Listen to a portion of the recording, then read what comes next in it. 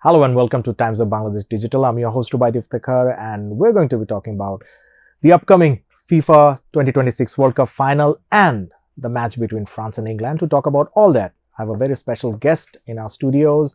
Tawhid Firoz, sports writer and football analyst, have joined us. Tawhid bhai, welcome to our studios. Absolutely thrilled to be here. Let's first talk about the match that nobody wants to play, France and England. Of course. Though it's not a title decider, but both teams have stakes at it, right? Mm-hmm. What do you think about it? See, the first thing is that I was watching the BBC this morning, and I think at this moment, still the focus is on the strategic decisions of the England coach in the match against Argentina. His defensive stance in the end has drawn a lot of flack. Even the American president, Mr. Trump, has weighed in and he made some comments. And he said it was unfortunate that England, while in lead, still decided to play a defensive game when the other way would have been better.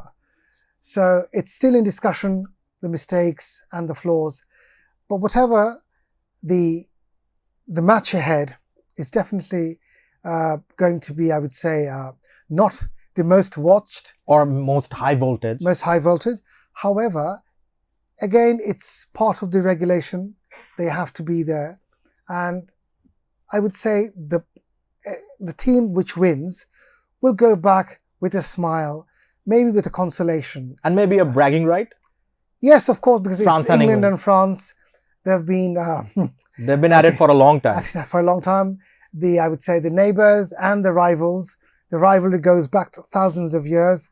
So England would definitely want to go back with a win.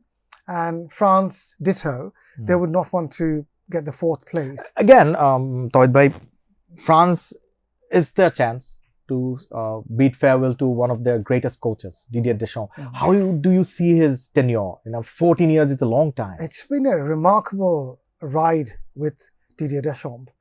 And they have won so many accolades under him. And he's been terrific. But I think all good things come to an end. And it's time for him to bid goodbye and maybe start of a new reign.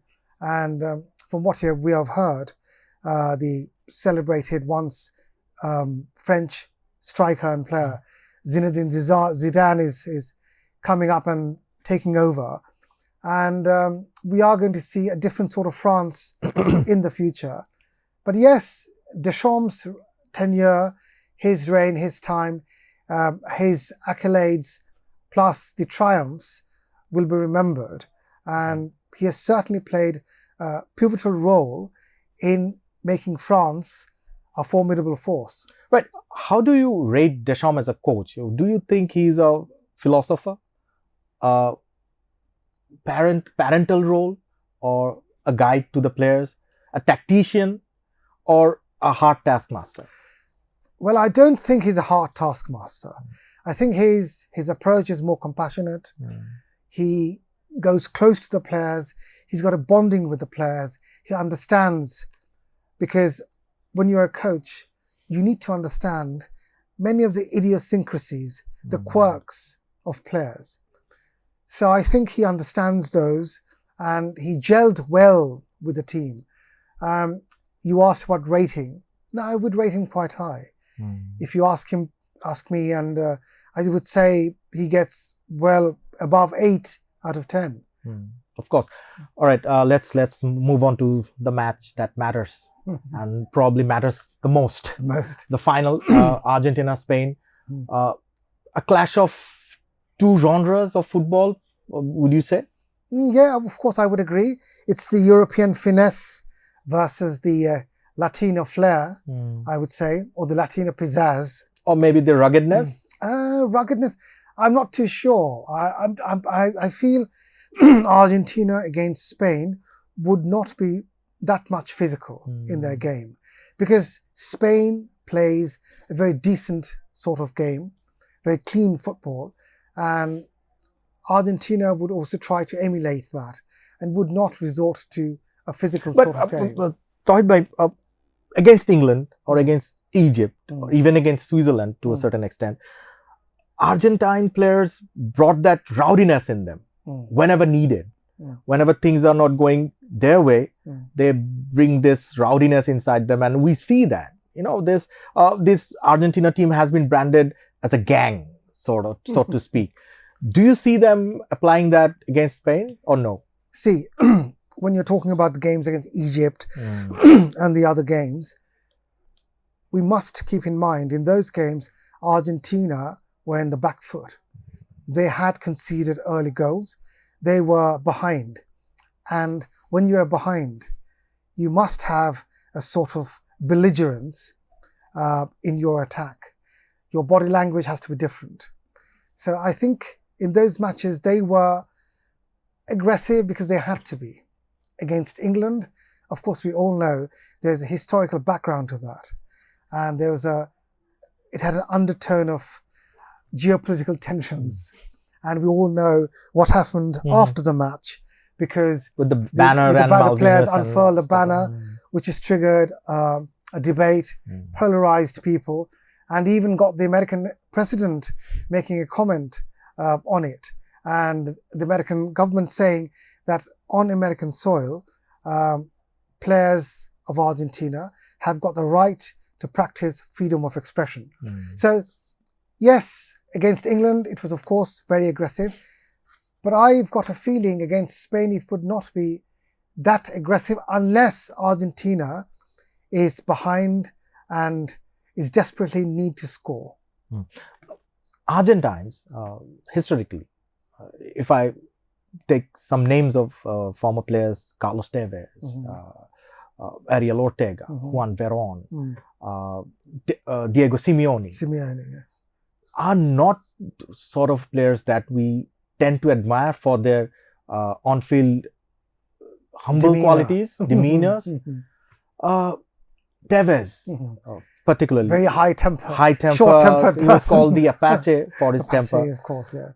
Why do Argentina keep producing this kind of players? And is this a social thing or like... Interesting question. The answer may lie in their diet.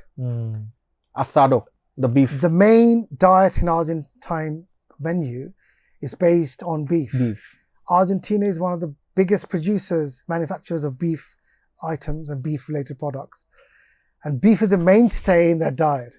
So if you consume that much beef, automatically you'd be all charged up. And if I remember correctly, I read 2-3 World Cups back, Argentine team travels with a large, I would say, selection of beef items with the team. They've got their own chef and they've got their own beef. They did it in the last World Cup also, in Qatar. Almost 2 tons of beef. Travel with them. So they've got their own food with them. And I think they rely a lot on that. So blame it on the beef. Right. Hopefully, we won't see a final like that. Just a few words on the final, how you are expecting the match is Well, I'm expecting a scintillating final. Like I said earlier, it's going to be Spanish style versus Argentine panache. And of course, Messi is there, Yamal is there. So it's going to be an exhilarating match. But in the end, I think Argentina still has the edge. All right, we'll ask the predictions from you tomorrow. But for now, I'm going to end with who's your favorite player will be, apart from Lionel Messi, because I know he's one of your favorites. Apart from Lionel Messi, who's your eyes will be on? My eyes will be on Martinez, number 22, who scored the winning goal. Absolutely. Scored the winning goal against England. The sharp header. Brilliant player. And from Spain side? Spain side, Yamal. Well, apart from that, I think he's going to be because I've been paying attention to him from the start. Very young, very talented. He's got a bit raw, do you think? No, I think he's very mature for his age. Because his passes and everything is very mature.